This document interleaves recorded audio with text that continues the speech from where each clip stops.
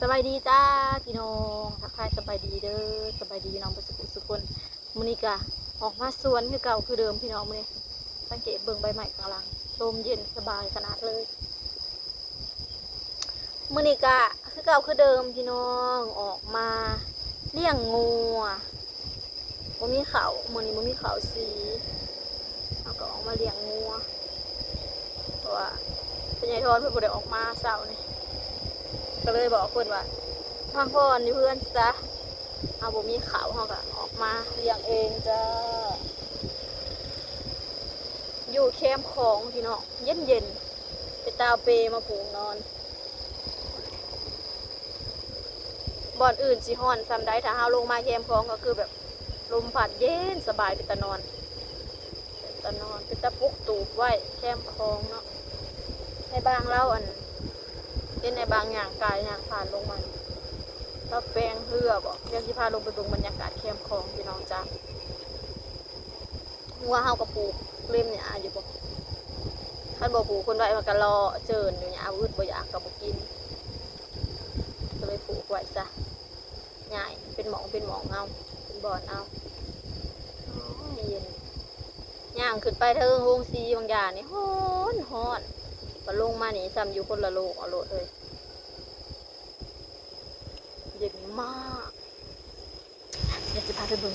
บรรยากาศที่แคมป์ของที่เอาไว้น้ำขึ้นน้ำขุ่นนี่บางเราไปทางไหน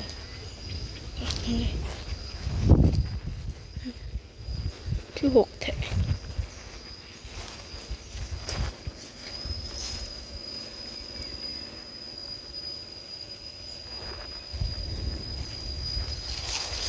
โอ้ยทางไปกันก็ได้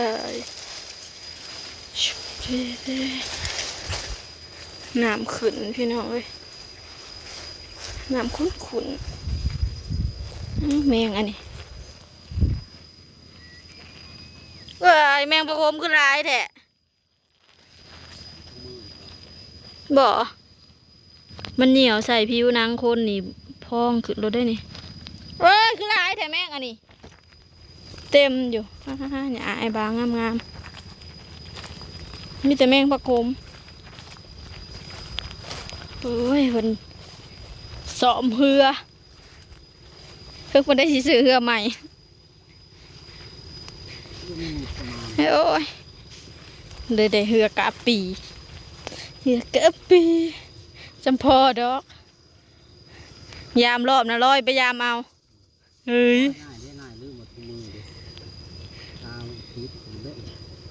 กาวติดมือบาดนี่เป็นปนีเมื่อวันพ้นทันบอก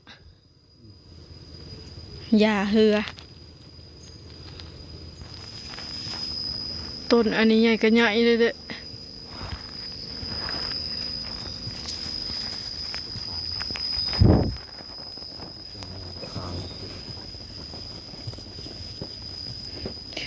คือในถาบาทนะเนาะต้นช้ำช้าในตำนานบ่มีอีกแล้ววิธียาเหือหัวเหือแตกนั่นติกาวต้อง1,000กันนะซื้อกาว1,000ขี้ซี่นะมันบ่อยู่บ่ห้อยขี้ซี่อันนี้ยังมีเอาเปลี่ยนยี่ห้อทันสมัยขึ้นเอากาวบัดนี้แพงเครื่องตัวใหญ่ตัวหนึ่งก็จะชุบเหือไว้หาป่า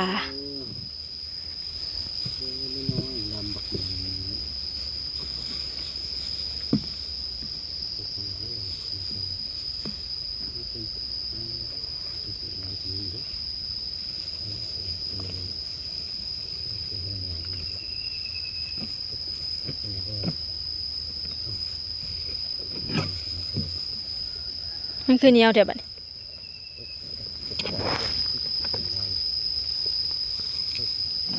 ขอนก้น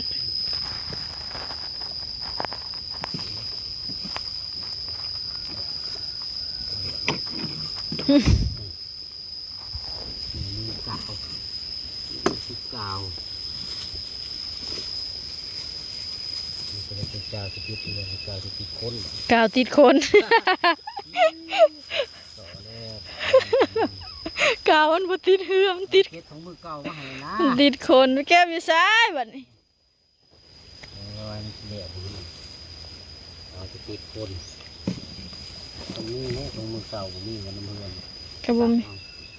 ปลาชิม เราเบิ่งได้ไหม บุ้ย หาอยู่สิเลย ไปหาอยู่ที่ใดเนาะ เบิ่งด้วยเงินทาง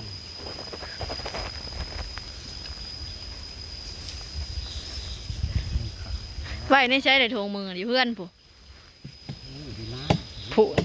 อยู่นาผู้ได้สิมีโทงมือโอ้สะออนหยาเด้งามมากโทงมือเพิ่นบ่เอาสร้างก็ได้สร้างยาเหือ หาโทงมือสิได้เดี๋ยวบ่เห็นฮอตวิวพี่น้องเอ้ยแต่ป่าไม้เห็นแต่ป่าหญ้าโอ้ก็เจ้าหาปลา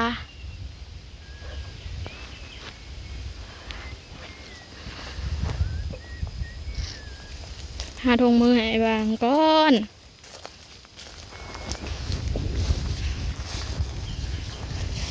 บรรยากาศดีวิวสวยจ้าเนี่ยเอางัวลงมากินอยู่พี่เนี่ยงามงาม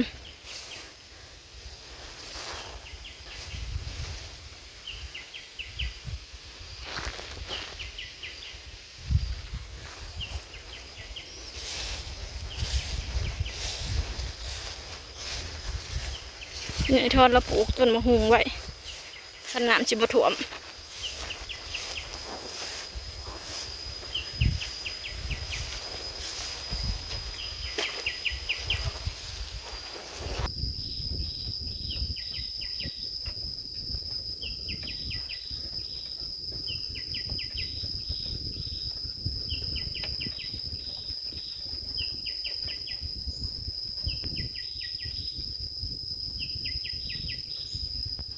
ตอนนี้เฮากะเขามาในบ้านเลยพี่น้องเอ้ยผูกงัวไว้เขามาเฮือนแล้วกับน้องมะนาวเดี๋ยวสิออกไปนอกก่อนเอาหมูส่วนกินอีหยังบุเพิ่นสิแกงไตปลาเพิ่นเลยบอกให้แกพักข้าออกไปหายกับไผขี้หูดก็เลยสิเอาออกไปพาน้องมะนาวไปหลินเลยเพื่อนหมูกันอยู่นอกผู้พี่น้องอยู่ทางไปหน้าไอ้บางพุ่นแหละ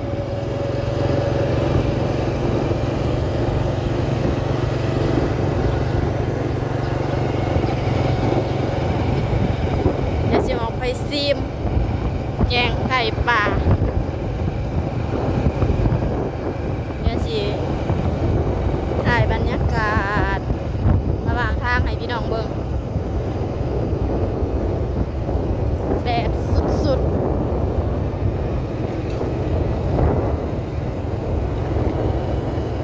บรรยากาศทุ่งนาพี่น้องเอ้ยเขากำลังเคี้ยวงาม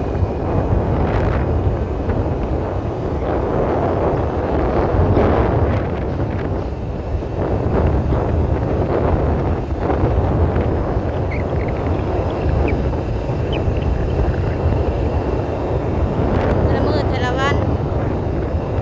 สองแม่ลูกไปหากินของฟรีไปหากินของฟรีอีกแล้วมื้อนี้ก็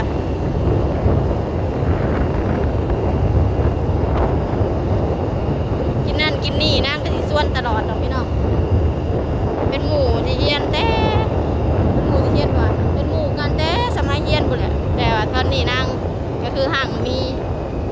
แต่ว่ากินหยังนั่งก็บ่เคยรีบเอาปลาหานั้นยังรีบน้ำกันคือเก่ากินหยังนั่งก็เอิ้นหอดแล้วบ้านหลังนี้เลยพี่น้องที่เฮากายไปนาลูกบางตลอดนี่แหละฮอดแล้วมากับน้องมะนาวน้องมะนาวก็สิมารีดน้ำเสี่ยวเพราะว่าลูกสาวของนางก็ซ้ำกันกับลูกแล้วเนี่ย